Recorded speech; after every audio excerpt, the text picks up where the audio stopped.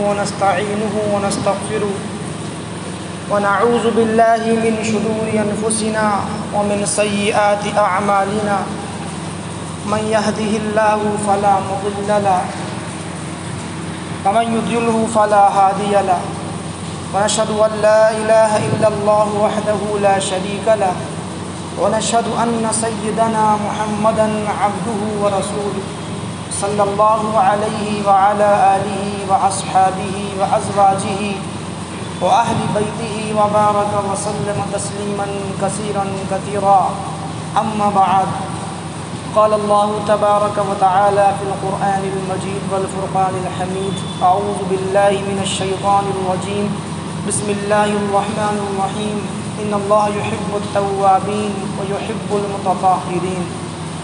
وقال النبي صلى الله عليه وسلم الطهارة شطر الإيمان أو كما قال النبي صلى الله عليه وسلم۔ میرے محترم عزیزو، دوستو، بزرگو، اسلامی تعلیمات کا ایک اہم ترین اور بنیادی حصہ وہ طہارت و پاکیزگی اور صفائی ستھرائی ہے۔ پاکیزگی کو اور طہارت کو نصف ایمان کہا گیا ہے، آدھا ایمان کہا گیا ہے۔ یعنی آدھا ایمان تو یہ ہے کہ آدمی اپنے جسم کو، اپنے کپڑوں کو صاف رکھے، پاک رکھے ہر قسم کی گندگی سے، آلودگی سے۔ اور آدھا ایمان کہا گیا ہے کہ آدمی اپنی روح کو گناہوں کی آلودگی سے، گناہوں کی آلائش سے اور معصیت کے ارتکاب سے اپنی روح کو پاک اور صاف رکھے۔ جب روح اور جسم ان کی پاکیزگی یکسر طور پر حاصل ہو جائے گی تب انسان کا ایمان کامل ہو جائے گا۔ اس لیے فرمایا اللہ کے نبی نے الطہارۃ شطر الایمان کہ پاکی وہ آدھا ایمان ہے۔ قرآن کریم کے اندر اللہ نے فرمایا ان اللہ یحب التوابین ویحب المتطہرین کہ بے شک اللہ سبحانہ و تعالی پاک صاف رہنے والوں کو پسند کرتا ہے اور اللہ تبارک و تعالی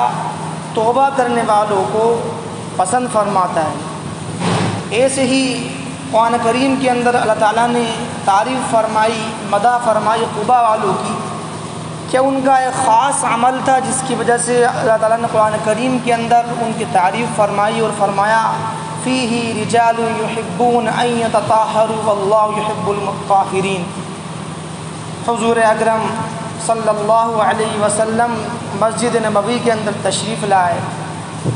آپ علیہ السلام قبا والوں کے پاس تشریف لائے، ان کے مجلس میں بیٹھے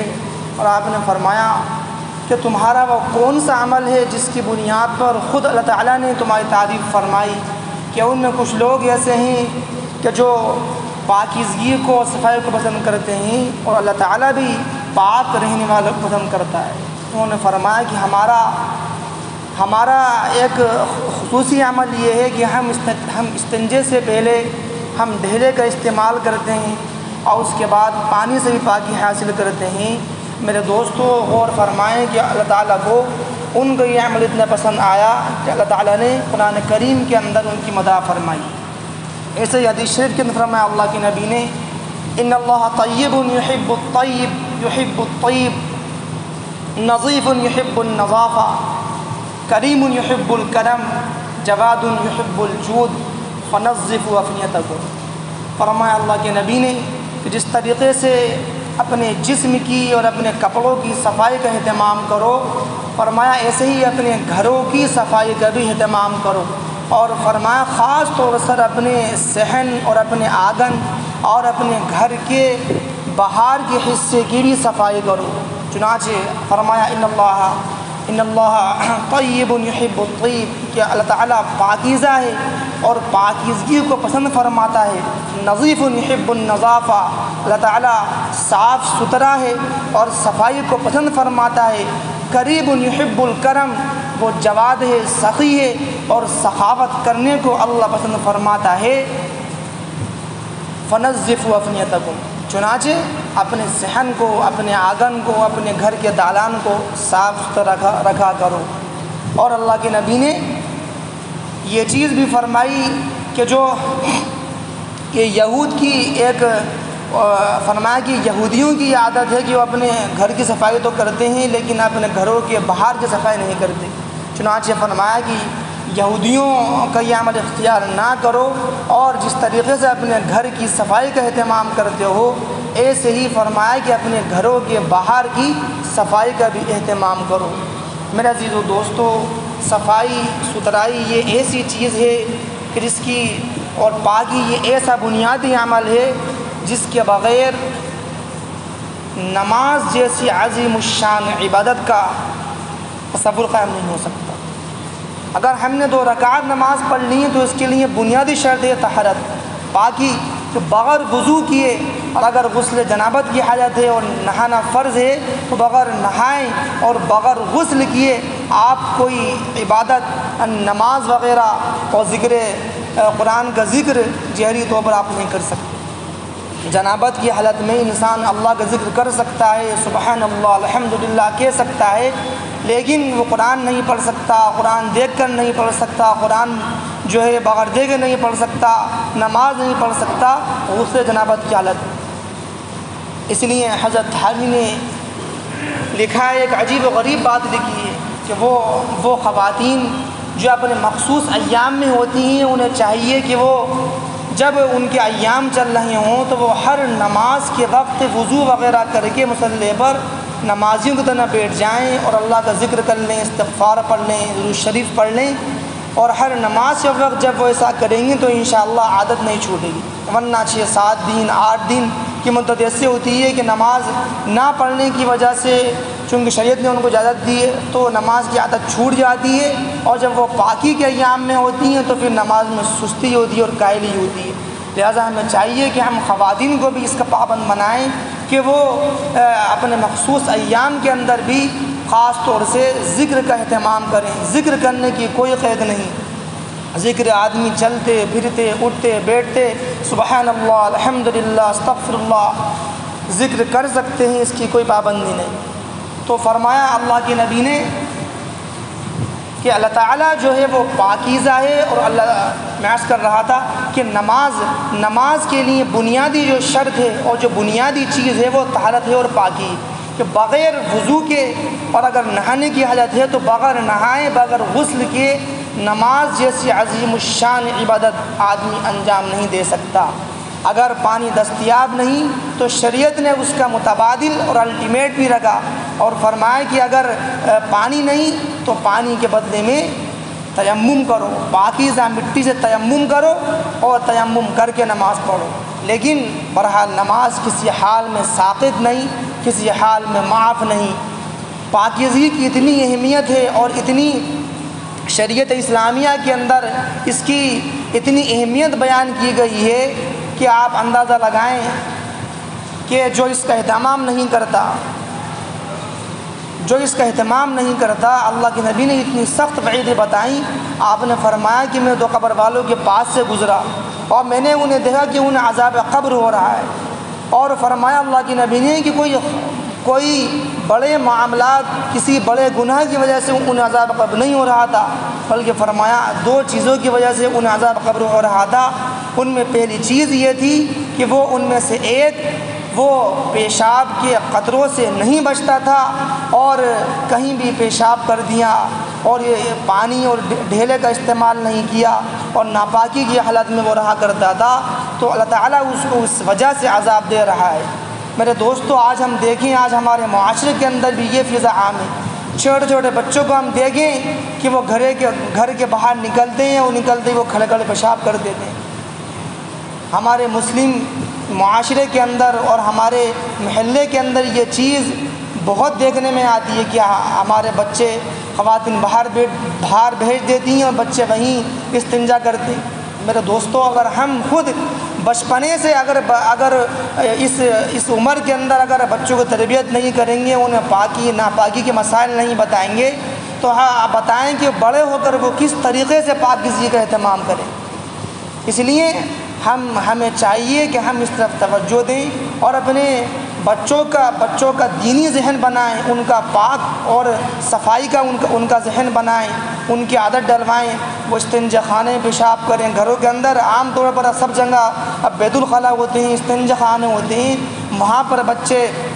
استنجا وغیرہ کریں، پیشاب کریں اور دعاؤں کا اہتمام کریں، اور وہاں سے آنے کے بعد وہ ہاتھ دھوئیں، اس کا بھی اہتمام کریں۔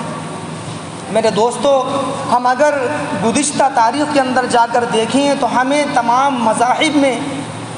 مذاہب کے مقابلے میں اسلام میں جتنی زیادہ اہمیت صفائی پر دی گئی ہے، شاید ہی اتنی اہمیت اور اتنا زور کسی مذہب میں دیا گیا۔ مولانا علی رحمۃ اللہ علیہ نے ماذا خسر العالم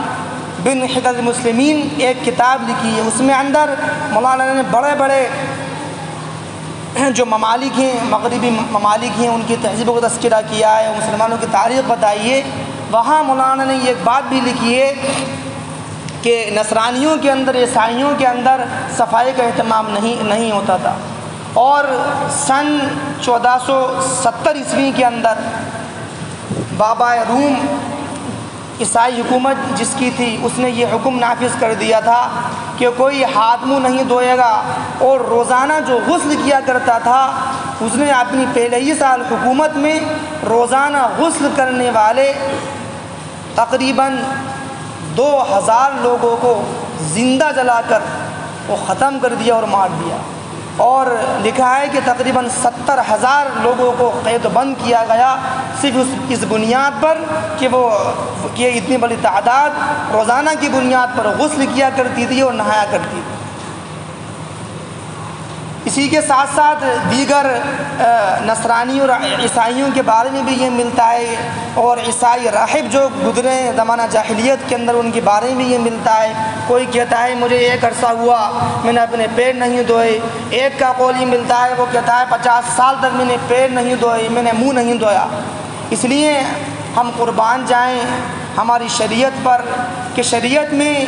ایک اس چیز کی طرف جو انسان کی فطرت کے اندر داخل ہے، انسان کی سرشت میں داخل ہے، اللہ تعالیٰ نے رہنمائی فرمائی اپنے نبی کے ذریعے، اور فرمایا کہ جب تک تم صفائی اور پاکیزگی کا اہتمام نہ کر لو تمہارا ایمان نامکمل ہے، تمہارا ایمان جو ہے وہ ناقص ہے۔ چنانچہ حدیث شریف میں فرمایا اللہ کے نبی نے الفطرۃ خمس، 5 چیزیں فطرت میں سے ہیں، انسان کی فطرت میں داخل ہیں۔ 5 چیزیں فرمایا کہ انبیاء کی سنت ہیں۔ الختان، نمبر 1 ختنہ کروانا، الاستحداد، زیر ناف کے بال لینا، نبت الابط، بغل کے بال کو کاٹنا، وقص الشارب، مونچھوں کا کاٹنا، اور فرمایا وتقلیم الاظفار، ناخنوں کا کاٹنا۔ یہ 5 چیزیں فرمایا اللہ کے نبی نے، یہ 5 چیزیں گزشتہ انبیاء کے سنتوں میں سے بھی ہیں، اور انسان کی فطرت کے اندر بھی یہ چیز داخل ہے کہ وہ ان چیزوں کا اہتمام کریں۔ گزشتہ زمانہ جاہلیت کے اندر جن راہبوں کو تذکرہ ملتا ہے ان میں ایک بات یہ بھی ہے کہ بعض راہب ایسے بھی تھے جو جسم پر کپڑے نہیں پہنا کرتے تھے، اور اپنے جسم کے بالوں کو، اپنے جسم کے مخصوص حصے کے بالوں کو کاٹا نہیں کرتے تھے، اور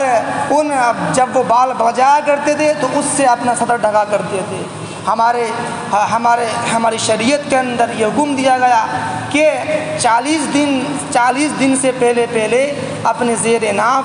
اور اپنے بالوں کو کاٹ لینا چاہیے، اور اگر اتنے دن گزر جائیں اور 40 دن تک اگر بال نہ کاٹے جائیں تو یہ چیز مکروہ ہے، اور یہ چیز نمازوں کو بھی خراب کرنے والی ہے اور انسان کی صحت کو بھی خراب کرنے والی ہے۔ چنانچہ فرمایا اللہ کے نبی نے کہ 40 دن سے پہلے زیر ناف کے بالوں کو لے لیا کرو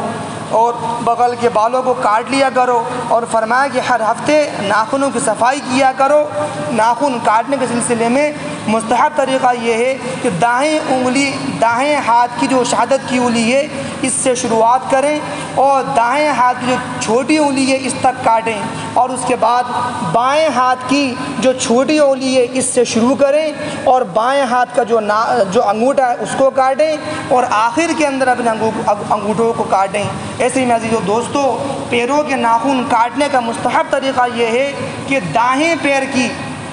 چھنگلی سے ناخن کاٹنا شروع کریں، اور دائیں پیر کے انگوٹھے تک کاٹیں لائن سے، اور اس کے بعد بائیں پیر کے انگوٹھے سے لے کر بائیں پیر کا جو چھنگلی ہے وہاں تک کاٹیں پوری ترتیب سے۔ یہ طریقہ ہے ناخن کاٹنے کا ہاتھ کے اور پیروں کے۔ ایسے میں عزیز و دوستو، اللہ کے نبی نے یہ بھی ارشاد فرمایا کہ جو ان چیزوں کا اہتمام نہیں کرتا، یعنی صفائی کا اہتمام نہیں کرتا اور پاکی کا اہتمام نہیں کرتا، تو اللہ تعالیٰ کا اس پر عتاب ہوتا ہے۔ اور ایک معمولی سی چیز یعنی پیشاب کے قطروں کا اہتمام نہیں، پیشاب کے قطروں سے نہ بچنے کی بنیاد پر ہم اندازہ لگائیں کہ اللہ کے نبی نے ایک شخص کو عذاب قبر کے اندر مبتلا دیکھا، اور آپ نے فرمایا کہ دوسرا شخص جس کو عذاب ہو رہا ہے وہ شخص جو چغل خوری کرتا ہے۔ لہٰذا ہمیں چاہیے کہ ہم صفائی کا اہتمام کریں، اپنے بچوں کا بھی دینی ذہن بنائیں، ان کا صفائی کا ذہن بنائیں۔ ہمارے بچے استنجا کریں صفائی کے ساتھ، ہماری خواتین صفائی کا اہتمام کریں، اپنے گھروں کی صفائی کا اہتمام کریں، نہ صرف اپنے گھر کا بلکہ اپنے گھروں کے باہر بھی اگر ہم دیکھیں کوئی گندگی ہو رہی ہے، ہم اس کی فکر نہ کریں کہ بھائی گاڑی آئے گی نہ کہ معیشت کی تو وہ کوڑا اٹھائے گی۔ میں عزیز و دوستو، اگر گندگی پھیلتی ہے تو اس سے نقصانات نہ صرف دوسروں کو بلکہ ہمیں بھی اس کا نقصان پہنچتا ہے۔ لہٰذا ان چیزوں کا اہتمام کریں۔ اللہ تعالیٰ مجھے بھی اور آپ کو بھی صفائی اختیار کرنے کی توفیق عطا فرمائیں، اور جو کچھ باتیں کہی گئی ہیں اس پر عمل کرنے والا بنائیں۔ وآخر دعوانا ان الحمد للہ رب العالمین۔